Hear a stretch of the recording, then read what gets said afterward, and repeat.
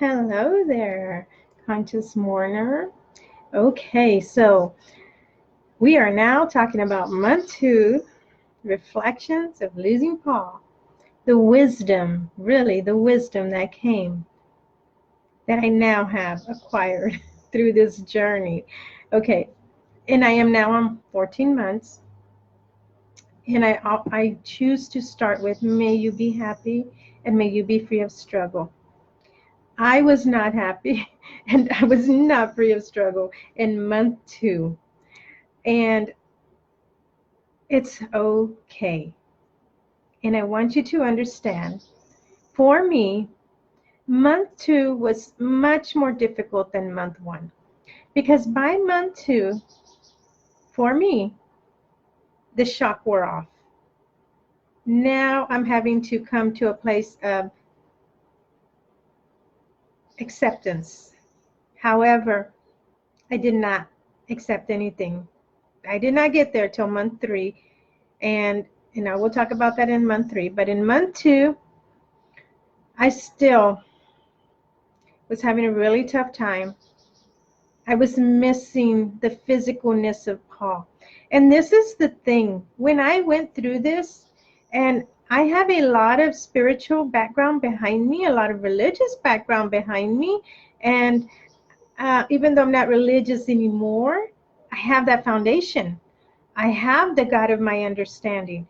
But when this happened, I felt so abandoned by God that I could not turn to what I needed more than anything, because I did not feel supported during this time. Because the separation between me and Paul was so strong,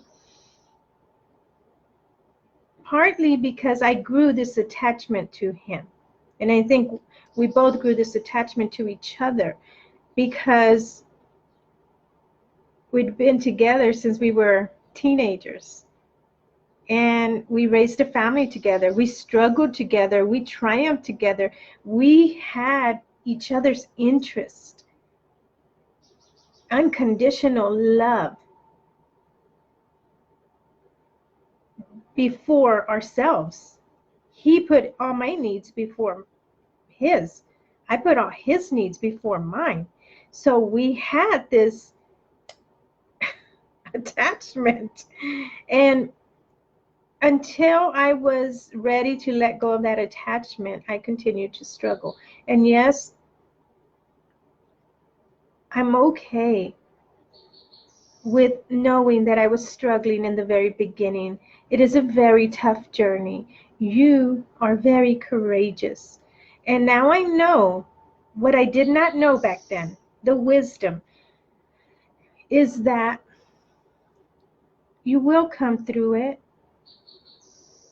if you choose it, and you will come through it the way you choose it.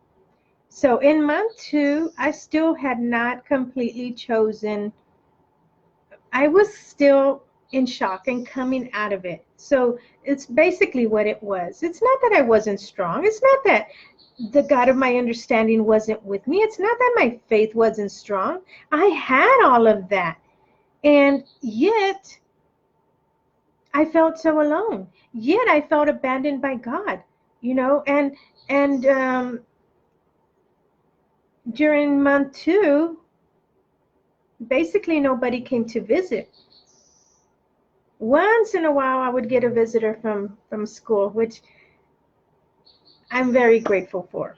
So, but I was still in a very, very low point during month 2 of losing Paul. And what I want to give you from my reflection is I want to give you something you do not need. I want to give you permission to be where you're at.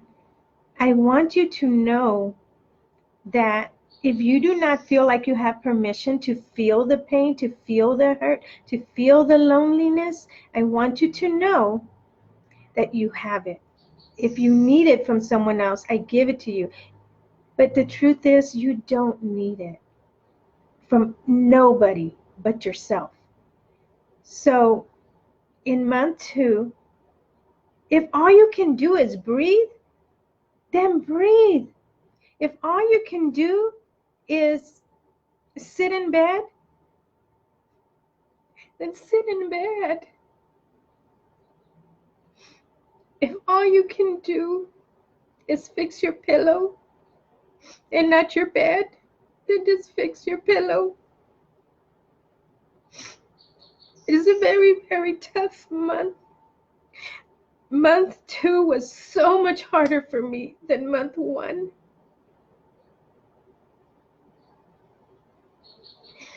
And not only did I feel abandoned by God, I felt abandoned by family, because I left the church years ago, and I am not a religious person. And I found God, the God of my understanding. I found God when I left all the dogma behind. And because I was no longer in religion, because I did not attend church, because I did not believe the way my family wanted me to believe, they didn't show up for me. And so now in month 2, I'm not just dealing with the loss of my spouse, I'm dealing with the loss of no support from parents, from uncles, from cousins, from family. And I always say I had my brother there, and my brother had his own life. So by month 2, he stayed with me the whole first month, but by month 2, he did leave. And it's okay, because he needed to, he has children, and I held no ill grievance against him.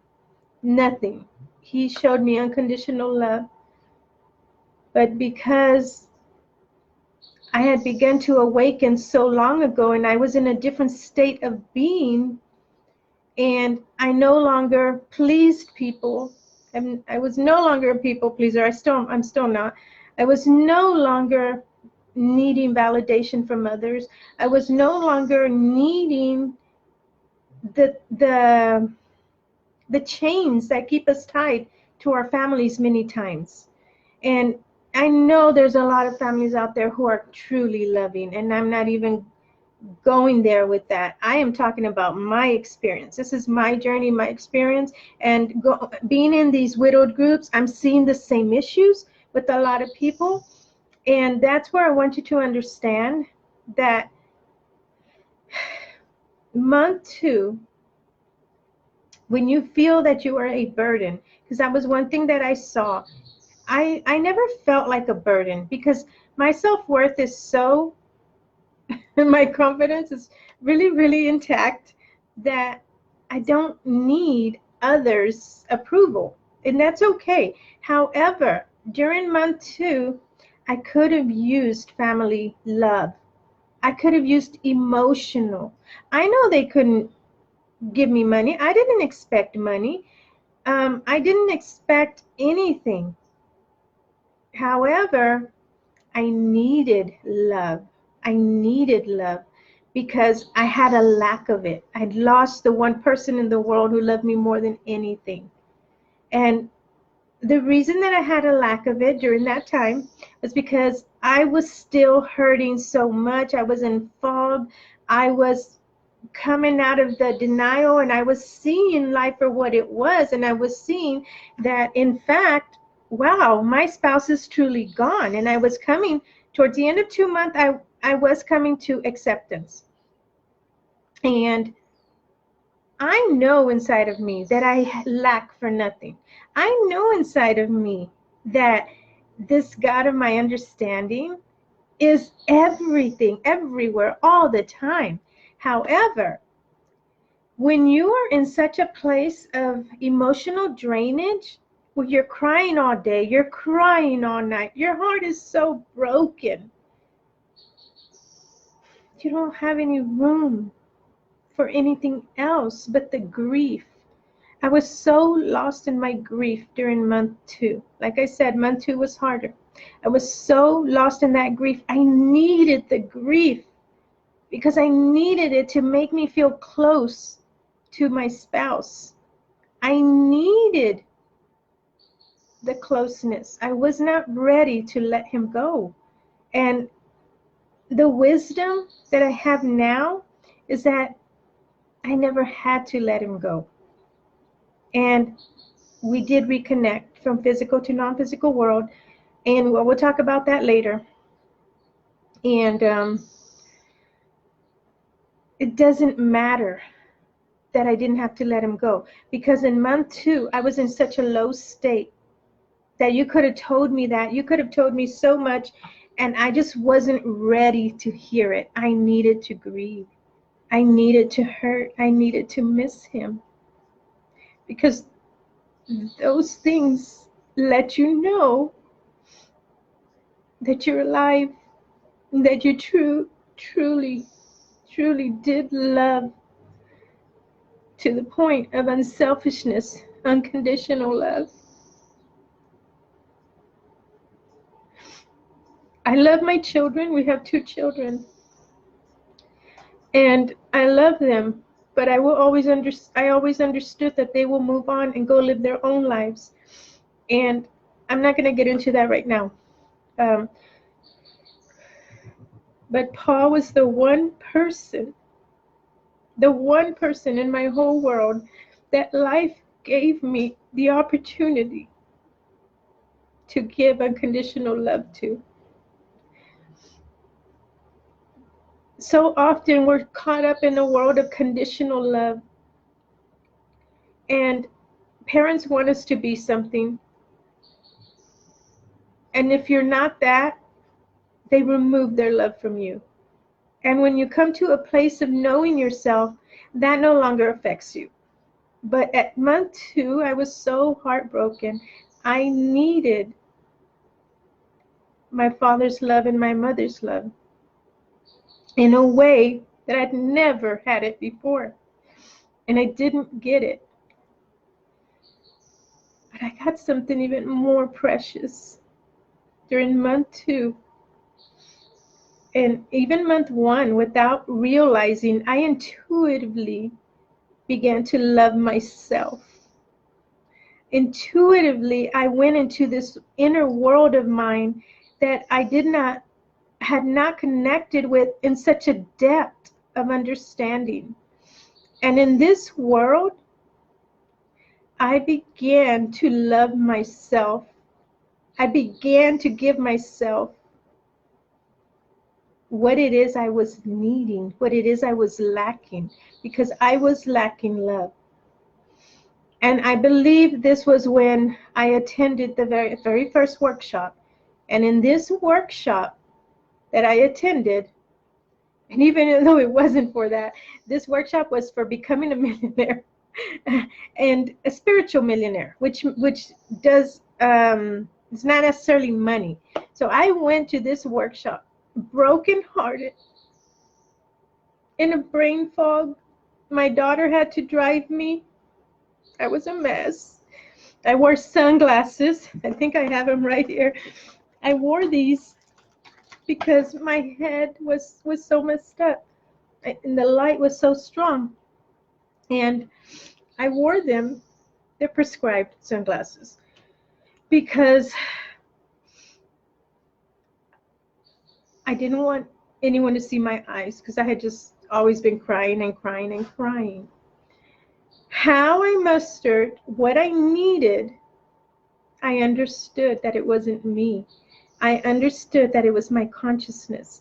My consciousness was not going to let me go down, because we had already risen to such a high level of consciousness, my husband and I. We lived such a happy, peaceful, wonderful life, drama-free life. And my husband was making money in the 6 figures, I believe. We were very well off, and that was up until I'm not going to get into that, but prior to my husband's death, I had a car accident. Certain things took place where our savings quickly went down from like 60,000 at one point, and this was after building a house cash. We had built a house cash. We had about $60,000 in savings, and then one thing after another, everything started to go down. And didn't know then what I know now. And let me just tell you, it's okay. It's okay. And we were happy when we had money. We were happy when we didn't have money, because we had the most important things. Everything we ever needed always showed up for us. So let me get back to month 2 reflection. Hang in there. Hang in there. It's possibly be harder than month 1. So hang in there. Love yourself so much. Give yourself what you feel the world is not giving you, because this is one of my wisdoms, was the world can only give you that which you have. And I had love, but when you're in this state of brokenness and grief, nothing else matters. Nothing else matters. And the funny thing is that when my husband passed away, and I paid his funeral, and then I paid his debts, because his debts are my debts, I actually stayed with 2 pennies. 2 pennies is what I had. I had to go get on food stamps. Never being on food stamps. That was my pain. That is why I had to go to the workshop. I had no money for the workshop. But the God of my understanding, this invisible power, provided the cash for us to go. We went. It was I think we had to cross 5 states to get there. I couldn't take the airplane. My head was just in a state of constant pressure. And we had a breakdown in what, I think it was Chicago, I don't remember. We had a breakdown. That cost a few thousand to fix. And instead of turning back and going home, we continued. And we had a great time. I couldn't drive on the way over there, but let me tell you, when I returned home, I was driving. So on the way over, when I got to the workshop, everyone had intentions of becoming rich, money-wise, becoming a millionaire. I didn't want to become rich. I knew I'm already rich. And universal source energy provides everything, because everything is energy. And I knew that I needed my heart healed, because unless you heal your heart, guess what?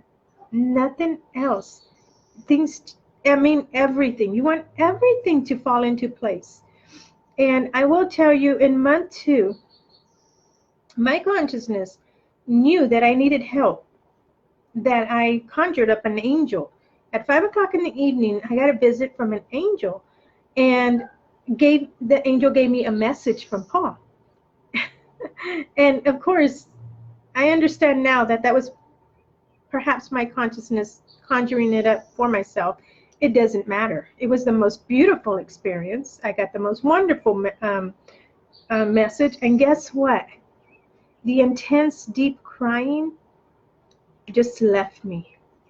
That doesn't mean I didn't cry after that. I still did. But I didn't cry to the point that it dropped me to my knees and I had to hold my heart, because it hurt so much.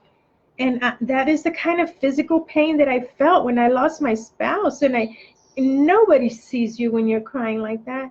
Nobody understands the depth of despair that your heart takes you to.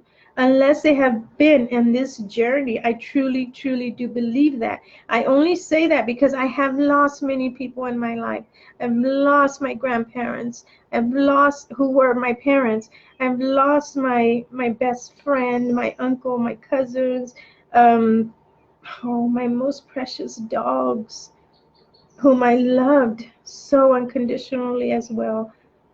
I've lost so much, my job, my car, my finances, and yet nothing compares to when I lost Paul in the physical. Because during this month, you could tell me whatever you want to tell me, that, oh, Paul's still alive, the soul goes on. But I was not in a place of caring about that. At this time, I was needing to heal my heart. And if I felt the separation from God, you know, none of that mattered at this point. They did later. I will tell you, it did later. And 14 months now, I just want you to know that you are strong enough for this. You are strong enough to handle this, or your universe would not have given you this lesson, this experience, in which I hope someday you can realize it is actually a gift. Hang in there, love. Hang in there. It is not an easy journey. I know. And you may not even care that I'm telling you to hang in there, because your pain is so deep right now, and your pain is so hard to bear, that what I have to say may not matter. And I'm sorry for your pain, but it will get better.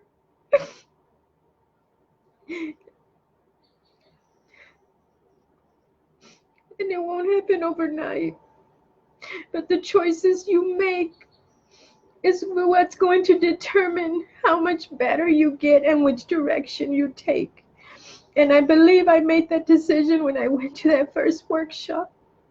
I made the decision to heal my grief, to be courageous in the face of grief, so that I could inspire others to rise above theirs. So enjoy kindness. Have a great day. And I am ultimately sorry that you have to go through this journey. Hang in there.